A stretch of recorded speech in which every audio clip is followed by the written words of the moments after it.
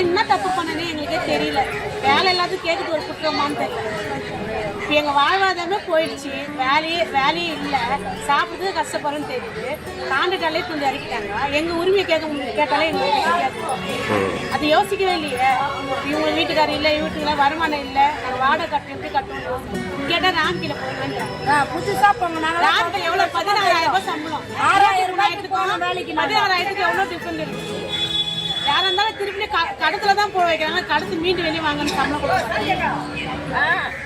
நாங்கள் என்ன எங்களுக்கு புரியாத புரியாத இப்போ கேட்டால் ஒரு வேலையில் போய் சேர்ந்துட்டுன்னு சொல்கிறாரு. வேண்டாம், யாரும் போய் சேரல வேலையில்.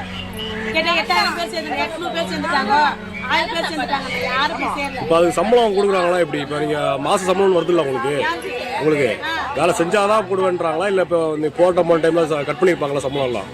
இப்போ எங்களுக்கு எதுவுமே இப்போ சம்பளம் 1ஆம் தேதி நாங்கள் போராட்டம் பண்ணோம். இப்போ அதுலேருந்து இன்னும் எதுவுமே இல்லை. எதுவுமே கொடுக்கல உங்களுக்கு? 2 மாதம் ஆக போகுது ஆயிடுச்சு. இந்த மாதம் எங்களுக்கு பிறந்துச்சு. எங்களுக்கு எப்படி சொல்றது சொன்னா அதான் 15 வருஷம்